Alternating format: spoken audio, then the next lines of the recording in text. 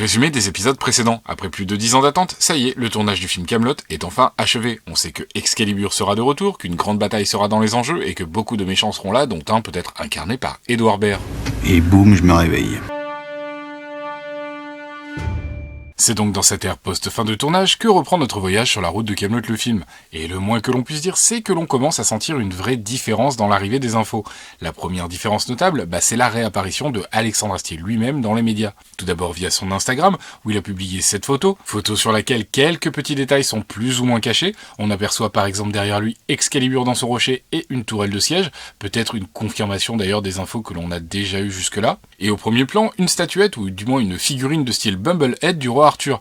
Ici, le petit détail intriguant, c'est que la statuette n'a pas son pendentif dogma autour du cou, mais elle le tient dans sa main. Petit rappel, le pendentif dogma, c'est le bijou que porte toujours Arthur autour du cou, et qui représente Ogma, le dieu qui terrasse ses ennemis par l'éloquence. Je ne vais pas me lancer ici dans une hasardeuse recherche d'interprétation, mais il faut avouer que c'est assez étonnant pour être souligné. La deuxième apparition publique de Alexandre Astier, c'est sur le plateau du Burger Quiz le 5 juin, où il est venu co-animer l'émission aux côtés de Alain Chabat, ce qui a été l'occasion d'une petite fiche de présentation où il a été décrit comme scénariste, acteur, metteur en scène, compositeur, monteur, musicien, showrunner et joli petit cul. Et si vous souhaitez rencontrer ce joli petit cul en dehors de votre téléviseur, on apprenait que le 27 juin 2019 serait mis aux enchères à Drouot une invitation au studio d'enregistrement de la musique originale du film Kaamelott, soit 2 heures en compagnie de Alexandre Astier et de ses équipes. Et petit bonus souvenir, vous repartirez avec un coffret de l'intégrale de Kaamelott dédicacé par Alexandre Astier. Les enchères commencent à 150 € et sont au bénéfice de l'association Rêve de Cinéma, qui projette des films aux enfants dans les hôpitaux. Agathe Sofer, la productrice de Kaamelott le film, et Alexandre Astier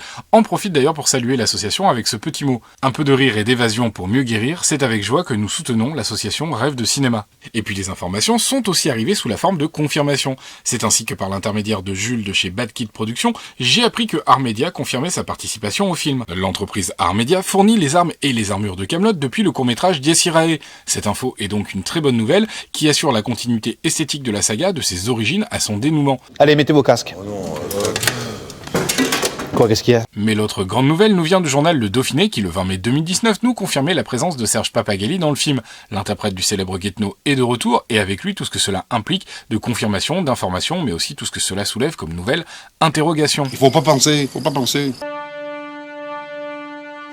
Avec le retour de Guetno, on se doute que c'est le retour de toute la paysannerie de Kaamelott qui est impliquée. Difficile, effectivement, d'imaginer Guetno sans son meilleur ennemi, Ropar. Mais Kaamelott premier volet sera également l'occasion de voir plus grand, là où la série n'affichait que très rarement plus d'une dizaine de personnages, à part dans la saison 6, qui était justement l'une des saisons les plus cinématographiques de l'histoire. Il y a fort à parier que nous aurons ici l'occasion de découvrir les villes, les villages et le peuple du royaume de l'ogre.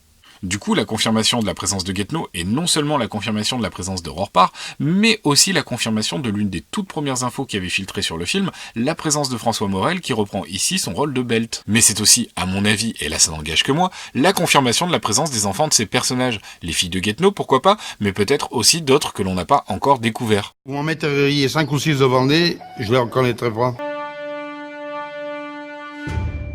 Ce n'est pas un secret, Alexandre Astier est aussi connu pour faire tourner ses très proches.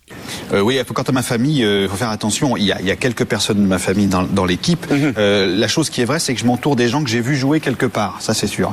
Et effectivement, j'ai été élevé dans un milieu d'acteurs et j'ai le goût des acteurs de théâtre.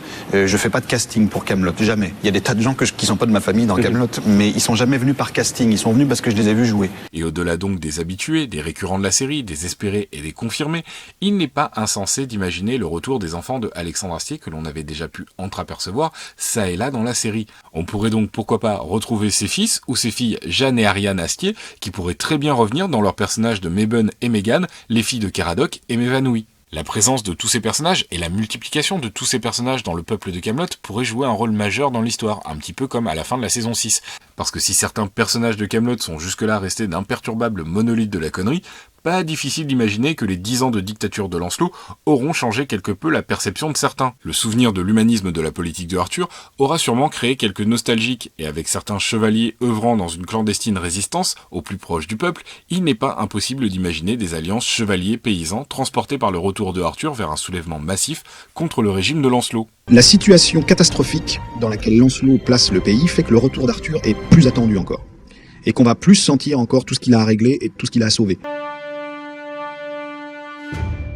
Du côté de Lancelot, justement, reste à savoir qui l'on retrouvera et qui seront les nouvelles têtes. Édouard Baird est évidemment souvent évoqué, même si je rappelle qu'en réalité il n'a jamais vraiment été confirmé. Mais bon, il faut quand même avouer que ça serait vraiment dommage de ne pas retrouver, ne serait-ce que le temps d'une scène, le trio radiophonique Astier-Baird-Rollin que l'on a pu entendre sur France Inter ou Nova. Vous n'avez pas aimé le premier soin? Non. Donc, là c'est une crème hydratante assez légère.